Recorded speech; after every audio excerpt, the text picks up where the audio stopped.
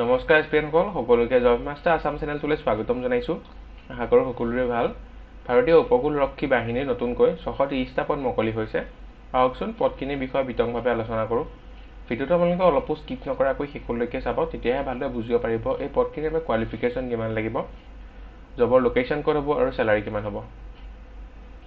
Indian coast গাৰ্ডে নাবিক general duty আৰু নাবিক ডমেষ্টিক ব্ৰাঞ্চ যান্ত্ৰিকৰ 630টা পদ মুকলি কৰিছে, যাৰ এপ্লাই কৰা লাষ্ট ডেট হৈছে 25/6/2025।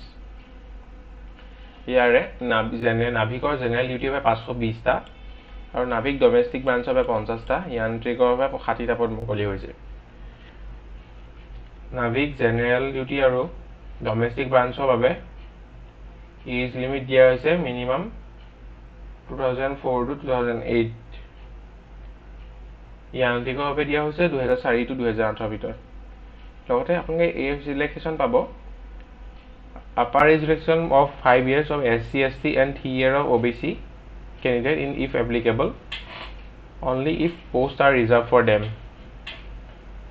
Educational qualification বিচৰা হৈছে নাভিক জেনেৰেল ডিউটি বাবে candidate must have 12 pass with maths and physics from an education board recognized by council of boards or for school education.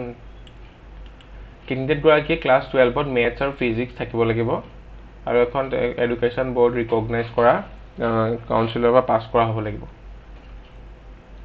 Navik domestic ব্ৰাঞ্চৰ বাবে কেণ্ডিডেটে ক্লাছ 10 পাছ কৰিব লাগিব এখন ৰিকগনাইজ গভৰ্ণমেণ্ট বৰ্ডৰ পৰা। যান্ত্ৰিকৰ বাবে ক্লাছ 10 পাছ কৰিব লাগিব, লগতে ডিপ্ল'মা আৰু মেকানিকেল থাকিব লাগিব।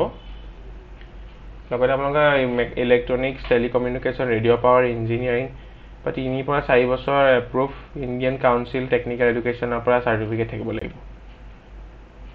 এপ্লিকেশ্যন ফিজ হৈছে আনৰিজাৰ্ভ আৰু OBC বাবে 300 টকা, SC, ST বাবে নীল। পে'মেণ্ট মোড হৈছে অনলাইন। আপোনালোকে কিদৰে এপ্লাই কৰিব? আপোনালোকে গুগলত গৈ official recruitment portal Indian coast guard বুলি চাৰ্চ কৰি দিয়াৰ লগে লগে সিহঁতৰ অফিচিয়েল ৱেবছাইটটো খোল খাব। তাত গৈ প্ৰথম আপোনালোকে ৰেজিষ্ট্ৰেশ্যন কৰি ল'ব। ৰেজিষ্ট্ৰেশ্যনখিনি কৰি ল'ব আৰু নিজৰ personal details, Aadhaar card, PAN card, birth certificate registration কৰাৰ পিছত লগ ইন কৰিব। লগ ইন কৰাৰ সময়ত নিজৰ পাছপৰ্ট চাইজ ফটোগ্ৰাফ, ছিগনেচাৰ আৰু যিখিনি আপোনালোকৰ চাৰ্টিফিকেট আছে সেইখিনি PDF বনাই ছাবমিট কৰিব। ছাবমিট কৰি ফিজটো পে' কৰিবলৈ আহিব, ফিজটো পে' কৰি দিব। তাৰপিছত ৰেফাৰেঞ্চ ID জেনেৰেট হ'ব। ৰেফাৰেঞ্চ IDটো আপোনালোকে লগত ৰাখি থ'ব। পিছত যেতিয়া এডমিট কাৰ্ড ডাউনলোড কৰিব, সেই ৰেফাৰেঞ্চ IDটো আপোনালোকে হেল্প কৰিব। এপ্লিকেশ্যন ষ্টাৰ্টিং ডেট হৈছে 11 জুন 2025, ইয়াৰ লাষ্ট ডেট হৈছে 25 জুন 2025।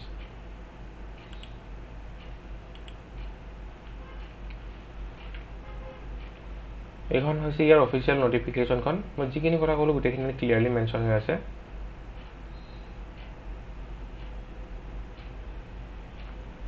মিনিমাম 18 বা 22 বছৰ কেণ্ডিডেট বিচৰা হৈছে ইয়াত।